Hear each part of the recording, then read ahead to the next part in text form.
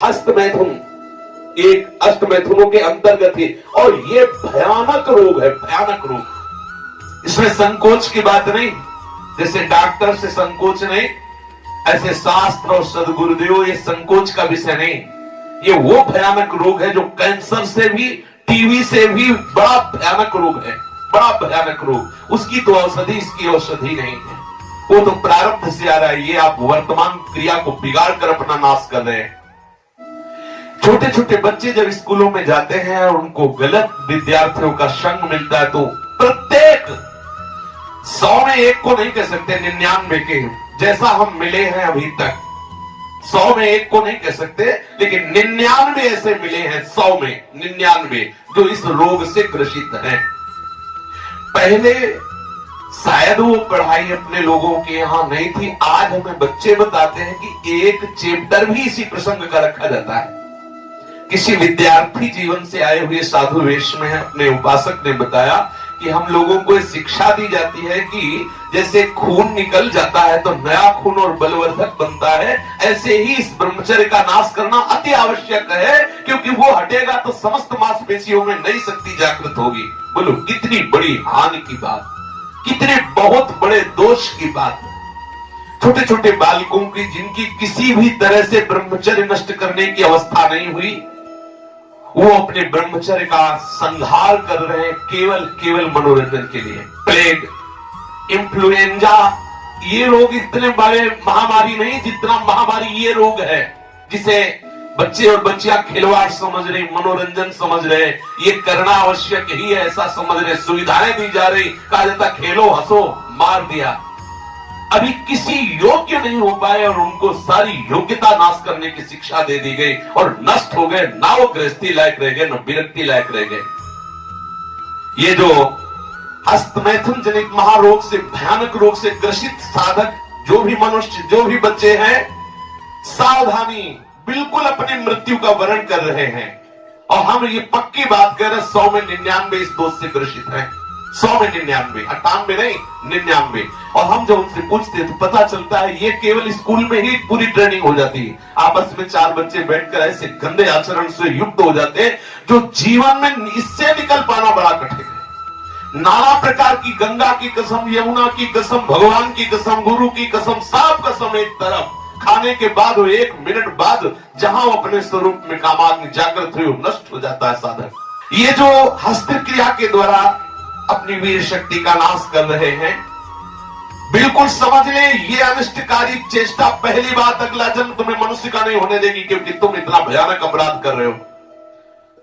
हर वीर शक्ति में वो जीवाणु है जिससे मनुष्य का जन्म होता है।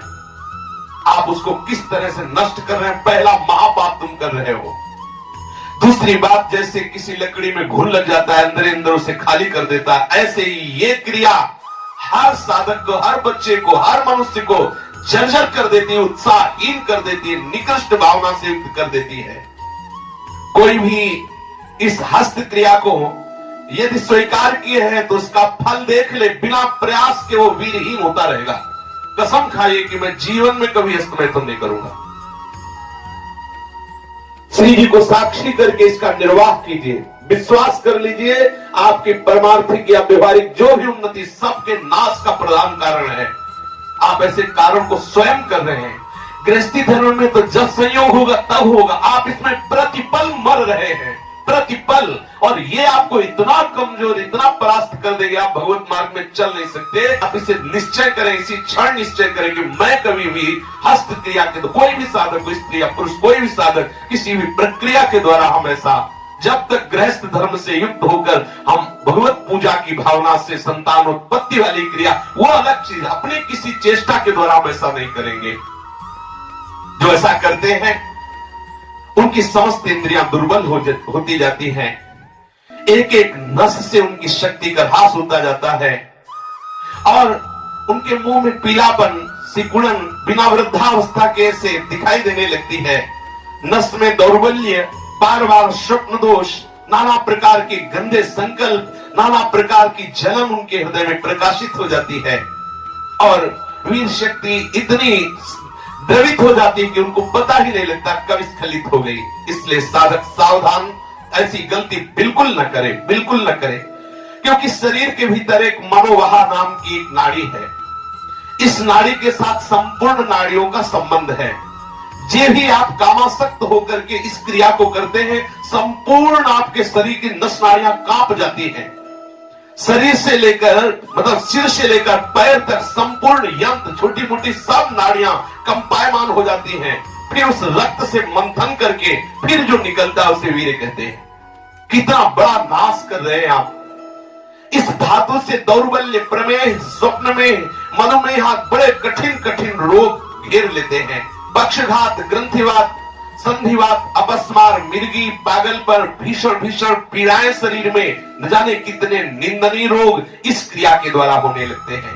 इसलिए प्रत्येक उपासक को, चाहे वो गृहस्थ मार्ग का हो या विरक्त मार्ग का हो, बिल्कुल ऐसी क्रिया ना करे। जब कोई हस्त क्रिया करता है तो उसके सीधे कलेजे पर धक्का लगता है। जब क्रिया करता है तो संपूर्ण नस नाड़ियों में हलचल और हृदय पर धक्का लगता है, जिससे उसका दिल कमजोर होने लगता है। और वही सबसे ज्यादा जिसे हार्ट अटैक कहते हैं, वही कारण होता है। वीर चरण ही उसका प्रधान कारण होता है। क्षय, खांसी, श्वास, ये क्षमा महाभयानक रोगों का बुलावा है। हृदय रोग से पीड़ित या भागे मनुष्य किस क्षण मर जाए कोई पता नहीं। मस्तिष्क पर जो एक ऊर्जा शक्ति, विचार शक्ति होती है, वो नष्ट हो जाती है। जो ये हस्त क्रिया को करते हैं उनको देखते ही पता चलता है करते हैं। कुछ ऐसे लक्षण होते हैं जिनको देखने से ही पता चलता है ये सब वो प्रतिपल अपने आप को चौपट कर रहे हैं। कितना पागलपन है। आप अपने जीवन को नष्ट कर रहे हैं। पागल खाने में अगर देखा जाए तो 5 आदमी ऐसे मिलेंगे 100 में जो किसी अन्य घटना से पागल हुए। 95 ऐसे मिलेंगे जो विषय के कारण पागल हुए, जिन्होंने ब्रह्मचर्य को छीण किया है और उनकी मेधा शक्ति कमजोर हो गई और पागल हो गए हैं। ये व्यभिचार प्रवृत्ति किसी भी लायक नहीं रहती। सैकड़ों पागल खाने में जांच करने पर ज्ञात हुआ है कि जितने भी पागल हैं उनमें से 95 केवल इस बात से पागल है, भ्रष्ट आचरण से। आप परिश्रम युक्त, साधना युक्त आप रहिए। ये आजकल के माता पिता स्वयं सावधान नहीं, बच्चों के सामने ऐसी चेष्टाएं करते हैं कि उनकी सामर्थ्य नहीं कि अपने बच्चों को रोक सके। वो समझते हैं कि बच्चों से ये बातें करना ठीक नहीं है। लेकिन आप समझिए, अगर बच्चों को आप एक छूट दे रहे हैं, आप उनका कितना जीवन नष्ट कर रहे हैं। उनकी आंख, नाक, कान, जिह्वा, वाणी, पैर, त्वचा सब कमजोर हो रहे हैं। और इस कारण जब वो गृहस्थ धर्म में प्रवेश होते तो गृहस्थी लायक नहीं रह जाते, गृहस्थी लायक नहीं रह जाते इन क्रियाओं के करने के कारण। माता पिता को, सदगुरु को चाहिए, उपदेशक को, कि अपने आसपास इस बात को कहे कि वो कभी ऐसी गंदी चेष्टाएं ना करें। सदगृहस्थी में जान, देखो पहले आचार्य परंपरा थी, सब जाकर गुरुकुल में रहते थे, ब्रह्मचर्य रहते थे। फिर जिनको गृहस्थ में जाना होता वो गृहस्थ में जाते, जिनको नैष्ठिक ब्रह्मचर्य का व्रत लेना होता वो वैरागी होते।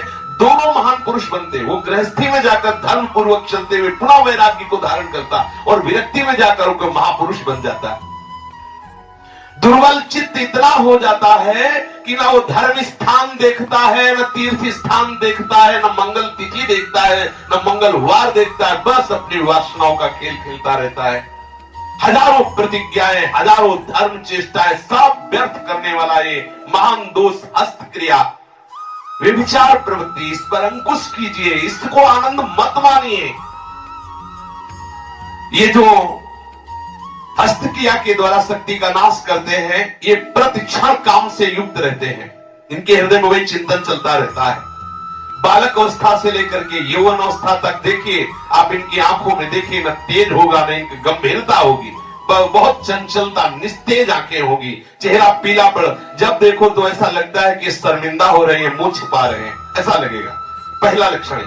दूसरा, कुछ इतने निठल्ले, ऐसे दिखावटी स्वभाव के, ऐंठ में, अकड़ में, गर्मी में रहते, ये वीर शक्ति के नाश का लक्षण है। गंभीरता नहीं, शांति नहीं, उदारता नहीं, धैर्य नहीं है, वो अपने को बड़ा बड़ा दिखाना चाहते, ये सब उसके नाश के लक्षण हैं। जिनका चेहरा आनंद में, देखते ही हृदय में आकर्षण, ये ब्रह्मचर्य का लक्षण है। चेहरा देखो तो उजड़ा हुआ दिखाई देता है, लगता है बिना रोते हुए भी रो रहे हैं। वो सब सिकुड़ गया चेहरा, ऐसा जैसे किसी घर में आग लगा दो, इसके बाद दर्शन करो तो कैसा लगता है वो, ऐसे ही उसका चेहरा होता है जिसने अपने जीवन से खिलवाड़ किया है। जो स्वभाव से ही रुक्ष, चिड़चिड़ा, क्रोधी, बात बात पे एकदम रूखा, चेहरा पीला पड़ रहा, फीका पड़, वो चेहरा पीला प्रेम का नहीं, क्यों चेहरा प्रेम में पीला पड़, प्रेम में नहीं, यहां काम की बात हो रही है। मुख पिया आई फिर गई बदल गए तन रंग, ये प्रेम का लक्षण नहीं, ये काम के लक्षण की यहां बात है। वो मुर्दा की तरह निस्तेज खिन्न छिन्न ऐसे ही घूमता रहता, कोई लक्ष्य नहीं, कोई उद्देश्य नहीं, बात बात में आलस्य, बात बात में गुस्सा। जो गालों में बिना कोई गुलाबी कुछ लगाए जो गुलाबी दिखाई देती है वो ब्रह्मचर्य की होती है, और जिनके ब्रह्मचर्य क्षीण हो जाते हैं, झाई पड़ जाती है। देखो देखने में तो लगता है क्योंकि बोले कितने को, बोले 18 के, 18 में तो उसकी दुर्गति हो रही, तो 28 और 48 में क्या होगा। जो काले दाग चेहरे में पड़ने लगते हैं, आंखें धसी नजर आती हैं, गाल पीले नजर आते हैं, नाक के आसपास काले काले दाग यहां ऐसे प्रकट हो जाते हैं, ये सब लक्षण हैं जो उन्होंने अपनी शक्ति का नाश कर दिया। सावधानी के द्वारा इस जीवन को आप बर्बाद न करें। जो 12 वर्ष की अवस्था के बाद से शुरू क्रिया कर, 12 वर्ष हैं, कितने से बच्चे हैं, कितने चलना मुश्किल हो गया, चलना मुश्किल, तब कसम खवानी पड़ी, वो तो लक्षण पता है ना। तो कसम कि तुम्हें हमारी कसम, यदि हमें आप तनिक भी मानते हो, संत मानते हो, गुरु मानते हो, कसम खाओ आज के बाद ऐसा, तब उनमें चलने की सामर्थ्य आ रही। बच्चे हैं, खिलवाड़ हो गया, उनके लिए खिलवाड़ हो गया और अपने जीवन को नष्ट कर दिया। अभी 14, 13, 15, 18 ये अवस्था है। जो लोग ये कहते हैं ना कि खेलने खाने की अवस्था, वो थोड़ा सुन ले कि कौन सा खेल खेल रहे हो, क्या खा रहे हैं, ये खेलने खाने की अवस्था है। अरे ये वो अवस्था है जिसमें जो चाहो तुम बन सकते हो। जो इस वीर शक्ति का नाश करते हो, बिना बुढ़ापे के सारे लक्षण बुढ़ापे के उनमें होते हैं। कमर में दर्द है, चला नहीं जा रहा है, थोड़ी चढ़ाई में हांफने लगे, अब अवस्था कितनी, बोले 18 की। इस अवस्था में तो मतलब दिशाएं भी कांपे, वो अवस्था है। अब तो दिखाई नहीं देता कोई जवाल।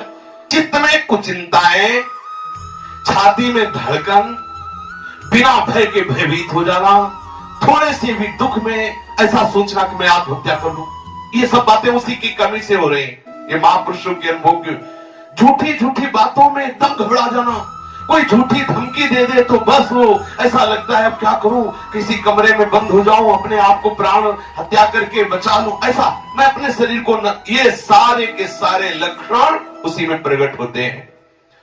जो ब्रह्मचर्य का नाश करता है, नींद न आना या सोना तो कुंभकर्ण की तरह, मुर्दे की तरह सो जाना, आलस्य, जरा जरा देर में वो निरुत्साहित बातें, आंखों में जलन, भारीपन, ये सब स्वप्न दोष अधिक होना, ये सब उसी के लक्षण है जो आपने गलतियां की है। जो सावधान नहीं रहता, तो जब वो लघु शंका को बैठता है तो सबसे पहले वीर शक्ति का श्रवण, या सबसे बाद में, दोनों में जैसा अभ्यास हुआ, आप सोच में बैठे, लघु शंका में बैठे, तो सबसे पहले या तो वो गिरेगा या बाद में गिरेगा। आप सोचो उसकी कितनी बड़ी दुर्दशा है। वीर का पाचन नहीं होता, भोजन का पाचन, रस रस का पाचन, रक्त रक्त का पाचन, मांस मांस का पाचन, जो मज्जा, अस्थि और ये सप्तम धातु वीर का पाचन नहीं हो सकता। इसका पाचन ओज के रूप में होता है, तेज के रूप में होता है, महान शक्ति के रूप में होता है। जो संयम से चलता है, भगवत आराधन में चलता है, उसका एक अलग ही स्वरूप होता है, उसमें एक अलग उत्साह, अलग तेज, अलग ओज चमकता रहता है। सावधानी से, चाहे स्त्री साधक हो चाहे पुरुष साधक हो, दोनों को रक्षा करनी चाहिए, खिलवाड़ ना समझो। ये सप्तम धातु बनने में, एक बार के बनने में 30 दिन 4 घंटे लगते हैं, 30 दिन 4 घंटे लगते हैं। जब बहुत सुंदर भोजन सात्विक किया जाता है तो एक बार में संतानोत्पत्ति करने की जो सामर्थ्य वीर शक्ति में है, वो 30 दिन 4 घंटे में तैयार होती है। शास्त्रीय पद्धति के अनुसार, शास्त्र सिद्धांत के अनुसार साधक सावधान रहे, इसे तमाशा न बनावे, इसे मनोरंजन न बनावे, इसे खिलवाड़ न समझे कि कोई देख नहीं रहा। आप जिस कार्य के लिए मनुष्य जन्म धारण किए, चाहे गृहस्थ हो चाहे विरक्त, उसके लिए अति अनिवार्य है आपको ब्रह्मचर्य रहना। ये जो हस्त प्रयास के द्वारा ब्रह्मचर्य का नाश करते रहते हैं, इनको बहुत सावधान हो जाना चाहिए। एक बार ब्रह्मचर्य नष्ट होने में 1.5 तोला सप्तम धातु नष्ट होती है, जो 30 दिन 4 घंटे में तैयार होती है। आप विचार कीजिए, 30 दिन 4 घंटे शरीर की नस नाड़ियों ने जो कमाया, उस सप्तम धातु को आप कितने मिनट में नष्ट कर रहे हैं? कितने बार 30 दिन 4 घंटे में एक बार कमाई हुई वस्तु को कितने बार नष्ट कर रहे हैं? आपकी क्या परिणाम दशा होगी, आप खुद विचार कर लीजिए। कठोर परिश्रम से 30 दिन 4 घंटे में तैयार होने वाली 1.5 तोला अमूल्य वस्तु जो भगवत स्वरूप है, आप उसे कहां बहा रहे हैं? कितनी मूर्खता कर रहे हैं? आप इसको सुनने में बोलने में संकोच लग रहा होगा। घोर पतन का रास्ता अंदर ही अंदर मन को आप दे रहे हैं। इसे मूर्ख नहीं कहा जाएगा और क्या कहा जाएगा? जो इतनी कीमती वस्तु को केवल मनोरंजन के लिए बर्बाद करे, तन मन धन श्वास सबका नाश करने वाला। जैसे फूलों का इत्र, ऐसे ही संपूर्ण मनुष्य का सार ब्रह्मचर्य। एक एक रुपया आप जैसे बहुत कंजूसी से समेट के रखे, फिर कोई चुराने आवे तो आप दे देंगे क्या? ऐसे ही यदि आप ब्रह्मचर्य पर दृष्टि रखेंगे तो आपसे पापाचरण हो ही नहीं सकता। आपको जलन हो जाएगी कि हम कितना चल के कैसे सदाचार से चल रहे हैं और ये आकर्षण हमें आ रहे, कैसे ब्रह्मचर्य को नष्ट कर। वो भागेगा, हर स्थिति से भागेगा। वो अपने ब्रह्मचर्य को बहुत सच्ची मानिए, ब्रह्मचर्य में ही सामर्थ्य है हर द्वंद्व सहने की, हर द्वंद्व सहने की। जितने भी साधकों की या मनुष्यों की जो दुर्दशा है शास्त्र विरुद्ध आचरणों से, उसका कारण ब्रह्मचर्य का नाश। जरा विचार करो, जो दिन में 2 बार, जो 3 बार, या 2 दिन में, 3 दिन में, या चौथे दिन में ऐसा करते हैं, आप उन पर विचार कीजिए कि 30 दिन 4 घंटे में तैयार होने वाली वस्तु को वो 2 दिन में, 3 दिन में, या 1 दिन में 2 बार, या ऐसा आप सोचो उनकी कितनी बड़ी दुर्दशा हो रही, वो कहां पहुंचेंगे।